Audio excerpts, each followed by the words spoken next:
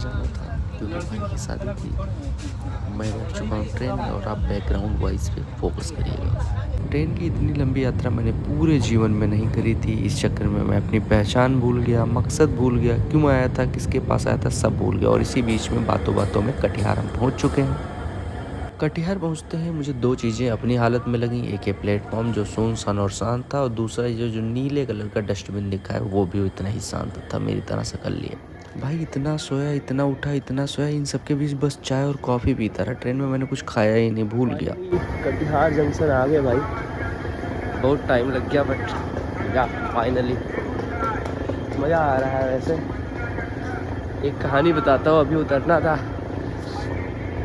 एक आंटी को कटिहार के बाद उतरना था, तो मैंने पूछा, वो पहले ही आके खड़ी थी गेट पे, तो मैंने पूछा कि आंटी आपको उतरना है क्या कटिहार? कहती नहीं बेटा। मैं कहा अच्छा, उससे पहले? नहीं, मुझे कटिहार के अगले वाले पे उतरना है। और मैं कहा वो तो आंटी उसमें 45 मिनट इसके बाद लगेगा, मैंने उस पर देखा था फ़ोन पे। कहती हाँ तैयार हो रहे हैं।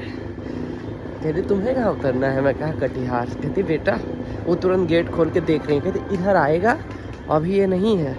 मुझे हर 1 मिनट पे सूचना दे रही थी, ये कटिहार पश्चिम है, ये कटिहार केबिन है। मजा, चलो यार, हेल्पिंग हैंड है तो भाई, बिहार को या यूपी को या इधर नॉर्थ स्टेट्स को कितना भी लोग कुछ कहें, बट अभी भी हेल्पिंग हैंड। ये दिल्ली में खड़े रहो, पूछोगे तो बताएंगे, नहीं तो वो भी मना कर सकते हैं। यहाँ पे खुद ही आंटी कह रही, खुद ही देख रहे, अच्छा हाँ प्लेटफॉर्म इधर आएगा, तुम इधर उतरना। प्लेटफॉर्म आ गया, मुझे दिख रहा है, बट वो ना होता है ना मम्मी का केयरिंग नेचर। कटिहार आ गया बेटा, ये वाला है, इस साइड उतरना है आपको। मैं कहा ठीक है, थैंक यू आंटी। तो ये होता है भाई मेमोरी में।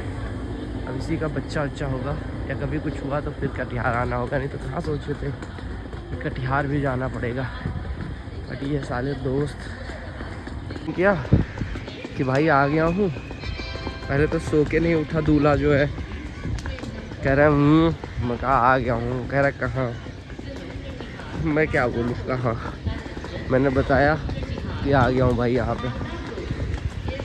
कह रहा है ठीक है आ गए हो तो बैठो, बताता हूँ। मैं बताना नहीं है, भेजो किसी को। और जगह भी नहीं पता मुझे कि कहाँ जाना है एग्जैक्ट, बट हाँ ये पता है कि कटिहार में ही कहीं जाना था। उसने बस कटिहार तक का टिकट कर दिया था, तो यहाँ तक आ गया हूँ। और ये भी बता देना चाहता हूँ कि अगर यहाँ से आगे नहीं बुलाया भाई साहब ना, यहीं से वापस जाऊँगा। पता चलो दूसरी शादी में जाके वापस चला जाऊँगा, वहाँ घर पे पहुँच के बता दूँगा कि हाँ पांडे की शादी में होके आ गया। आम्रपाली खड़ी, अमृतसर चला जाऊँगा, आम्रपाली खड़ी भी है। देखने में कटिहार जितना पांडे ने मुझे दिखाया था उससे काफ़ी ज़्यादा सुंदर ढंगसन लगा। देख सकते हैं तिरंगे कलर की लाइट, साफ़ सफाई, इंजन, अभी तक का एक्सपीरियंस बढ़िया था। बस थोड़ा ट्रेन लेट ना होती तो और मज़ा आता। ये देखो कटिहार का दृश्य, सुबह सुबह का चाँद, नहीं सूर्योदय तो 6 बजे के बाद होगा। और मैंने भाई को फ़ोन किया, भाई बता रहा है कि मैंने उधर से किसी को बोल दिया आने को, वो भी आएंगे, ठीक है। मैं कहा ठीक है। मतलब अब देखो मेरा पागलपन देखो, मैंने ये नहीं पूछा कि कहाँ आना है एग्जैक्ट, और मैं वेट कर रहा हूँ कि वो कुछ करेगा। अरे मैं पूछ लेता हूँ, इधर ऑटो पूछ सकता था मैं, पर दिमाग काम करे तब ना। बट वही है ना, फिर अभी कुछ बताया था, मैं भूल गया कि कहाँ जाना है। वो आ रहा है, मैं कहा अच्छा चल जो इसको भेजा उसका नंबर दे दे। कह रहा है नंबर वो देगा 10-15 मिनट। मैं कहा पांडे अगर कहीं चूतिया कटाना भाई, समझ आओ इतना टाइम है, शादी कल है और बुला लिया है मुझे आज, ठीक है। खैर मैं भी खाली बैठा था, आने के लिए तैयार था। नहीं भैया थैंक यू, कहीं नहीं जाना है यार, सर जी बोल के पैसे चूतिया बना दोगे। तो मुझे ये नहीं पता है कहाँ जाना है। अगर पता मलिकापुर या कुछ बोल नहीं, मलिकापुर तो मेरे उधर है, कुछ बोला, अब मैं भूल गया कहाँ जाना है। मैं ऑटो वालों को ही नहीं बता पा रहा हूँ। ये लोग पूछ रहे कहाँ जाओगे, मुझे पता नहीं है। इनको लग रहा होगा या तो ये चूतिया बना रहा है, देख रहे हो। हाँ अब शादी कल है, बुला आज दिया है, तो इसलिए पहले बुलाया था। मुझे लग रहा है कि अगर ना भी भेजे किसी को तो मैं पैदल पैदल पहुंच पाऊँ। बड़ा हरामी है भाई। पांडे जी, तुम मेरी शादी में इतने टाइम पहुंचे थे, मैं तुम्हारी शादी में पहुंच के बराबर कर दे रहा हूँ। अब बच्चे बच्चे का भाई हिसाब किताब थोड़ा अलग रखेंगे, दिल्ली में ही करेंगे, क्योंकि ना आई लव कटिहार तो ठीक है, बट यार बहुत दिन लगा। पर शायद मैं परसों चला था, अभी आधे रास्ते। यार 15 पैसे बचाने के लिए ट्रेन में आने वालों से मैं ये कहना चाहूँगा, मतलब यार जिनको ट्रेन से आना है उनको ठीक है, बट भाई पैसे बचाने के लिए ना 1500-1700 रुपये बच जाएंगे तुम्हारे, और तुम 2-3 महीने बाद पहुँचोगे। सोचो अगर मैं टाइम पे निकला होता कि इसी टाइम पे निकलूँगा, ठीक है, एकदम exact cut to cut, neck to neck, फिर क्या होता, मैं यहाँ पहुँचता, पांडे हनीमून पे जा चुका होता। इतना दूर है भाई। कोई नहीं, हर आती हुई गाड़ी मुझे अपने पांडे की तरफ ले जाती हुई इशारा कर रही। मैं पहले ही बता चुका हूँ कि मैं थोड़ा अनस्टेबल हो चुका हूँ, तो मैं अगर कुछ बहकी बहकी बातें करूँ तो आप लोग बुरा मत मानना। दृश्य देखने पे फोकस करो, बातों पे नहीं।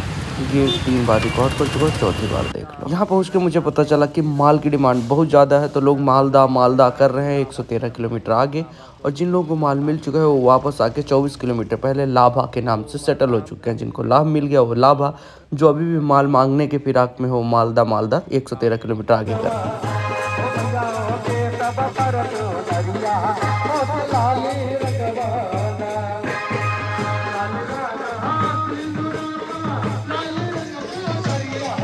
भाषा में कोई दिक्कत नहीं थी, पहचान में कोई कमी नहीं थी, सारे लोग मुझे पहचान रहे थे। इतना प्यार मिल रहा था यूट्यूबर होने के नाते कि बकरियां तक मेरी फैन गर्ल होके मेरे ऊपर चढ़ी जा रही थी। अगर पाप साथ में किए हैं तो पुण्य भी साथ में करना पड़ेगा। दूल्हे के साथ मैं हर मंदिर का दर्शन कर रहा था। दूल्हा कम दुल्हन ज्यादा लग रहा था। हमारा पांडे पीछे पीले वस्त्र में आप देख सकते हैं। बारात में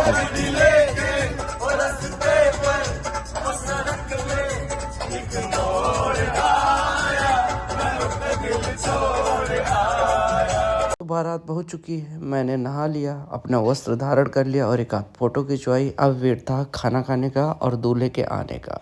सोचते सोचते एक और फोटो लेनी पड़ी, क्योंकि दूल्हा दुल्हन आ ही नहीं रहे थे। बट ये क्या, ये दोनों अचानक मेरे साथ काउंटडाउन करते हैं। सो 10 9 एक साथ आवाज नहीं आ रही, कमर 10 9 8 7 6 5 4 3 2 1 and here we go. आनंद पूजन भावे तमेव माता पिता तमेव विद्या द्रवणं तमेव सर्वं मम देव आयेन वाचा मन्त्रेण पूजात्मना प्रति स्वभाव करोमि यत् सकलं परस्मै नारायणाय समर्पयामि। अर्चितं केशवं राम नारायणं कृष्णदामोदरं वासुदेवं हरिं माधवं गोपिकावल्लभं जानकीनायकं रामचन्द्रं भजे। हरे राम हरे कृष्ण हरे कृष्ण कृष्ण हरे हरे राम। तो फाइनली पांडे की हो चुकी है शादी, वरमाला पड़ चुकी है। Congratulations to beautiful couple Rishabh and Deepti.